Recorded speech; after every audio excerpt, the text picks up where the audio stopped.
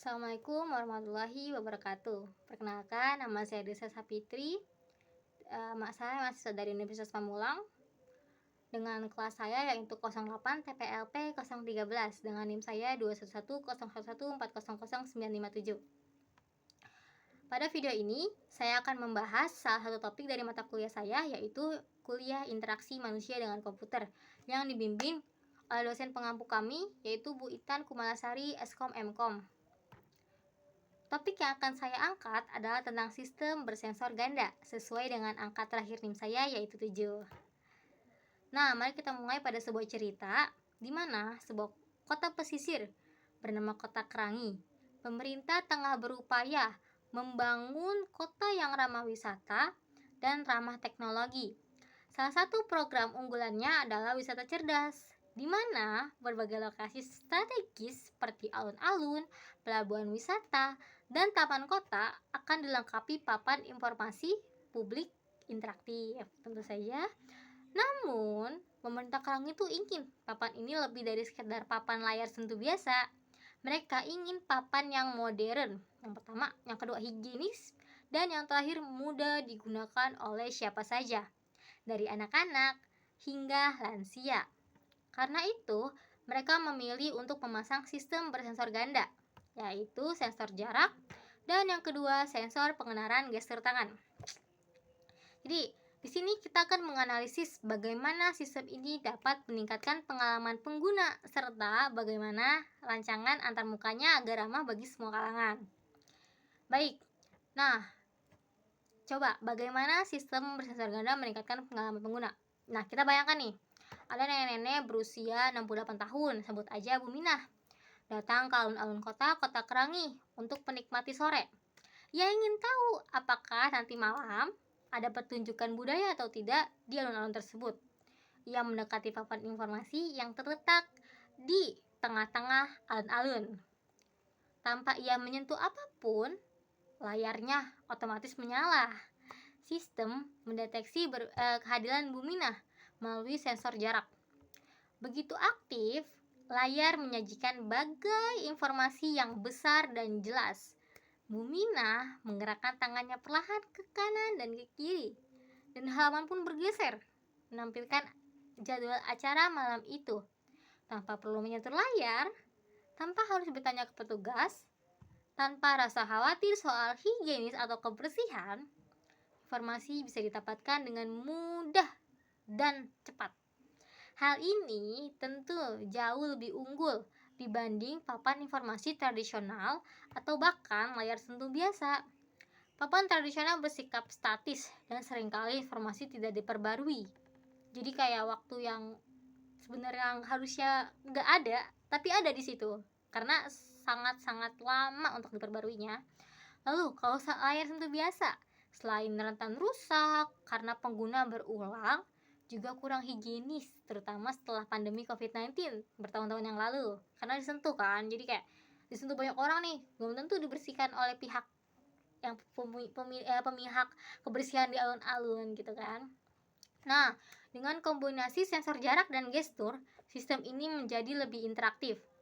Namun, aman, dan mudah diakses oleh siapapun, bahkan mereka memiliki keterbatasan fisik ringan.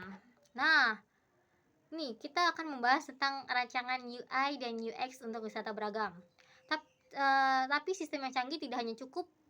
Berikut pertanyaan adalah bagaimana agar semua jenis pengguna, baik anak-anak, lansia, bahkan penyandang disabilitas ringan dapat menggunakan sistem ini dengan nyaman dan percaya diri. Nah, desain antarmuka atau UI dan pengalaman pengguna untuk user experience atau UX harus dirancang inklusif dan intuitif. Nah, yang disarankan nih, yang pertama, ukuran icon yang besar dan konkret.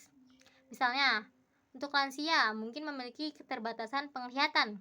Misal, tombol acara hari ini ditampilkan dengan ikon matahari besar dan berwarna jalau atau kuning yang sangat cerah. Nah, yang kedua, pertunjukan gerakan visual. Di awal ditampilkan animasi kecil yang memiliki tangan bergeser ke kanan ke kiri untuk membantu pengguna memahami bahwa sistem ini bisa dikontrol dengan gerakan.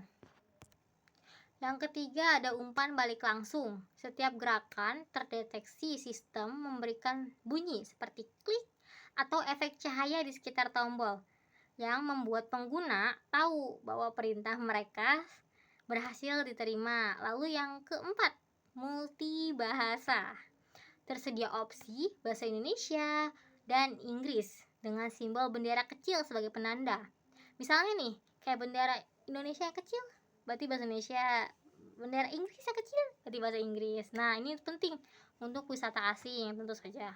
Yang kelima, waktu jeda dan mode khusus. Bagi pengguna dengan keterbatasan motorik, sistem dapat diatur untuk menunggu lebih lama sebelum merespon gestur, memberikan waktu lebih untuk menyesuaikan gerakan. Contohnya, seorang anak kecil bernama Dika datang bersama orang tuanya. Bisa melihat tampilan yang menyesuaikan ikon besar, warna cerah, video animasi yang membuatnya tertarik dan langsung mengerti cara menggunakan papan tersebut. Desain seperti inilah yang membuat teknologi menjadi ramah manusia. Bukan hanya ramah teknologi, tentu saja ramah manusia yang penting ya. Nah, bagaimana sih cara kita mengevaluasi antar muka dari CLI, GUI, dan NUI? Perjalanan sistem ini tidak berdiri sendiri. Nah, interaksi manusia dengan komputer lebih mengalami evolusi yang besar. Dulu kita mengenal Command Line Interface atau CLI, di mana pengguna harus menghafal perintah dan mengetik secara manual. Hanya orang-orang tertentu yang mampu menggunakannya. Lalu datang Graphic User Interface atau GUI dengan klik, icon, dan mouse. Ini membuat dunia komputer menjadi semakin luas.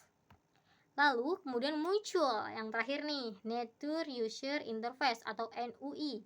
Seperti yang kita lihat hari ini, sistem sensor kotak kerangi, interaksi secara alami seperti melambaikan tangan atau berbicara. Apa yang mendorong transformasi besar ini? Yang pertama adalah kemajuan perangkat keras, sensor makin kecil dan canggih. Yang kedua, kebutuhan pengguna tentu saja. Masyarakat ingin sistem yang mudah, cepat, dan menyenangkan. Yang terakhir, inovasi dari perangkat lunak. Teknologi AI, machine learning, dan computer vision kini mampu memahami perilaku manusia dengan lebih baik. Hari ini, kita berinteraksi dengan layar tanpa menyentuhnya. Siapa tahu besok kita hanya perlu berpikir, sistem langsung memahaminya. Gila banget gak sih itu? Lalu yang penutup, demikian pemaparan saya mengenai topik sistem bersensor ganda dalam proyek wisata cerdas kota Kerangi.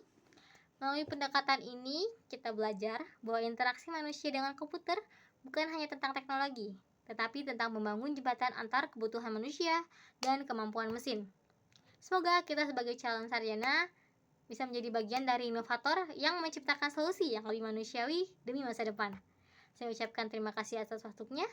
Kurang dan lebihnya mohon maaf. Bila saya ada kata-kata mohon dimaafkan. Assalamualaikum warahmatullahi wabarakatuh.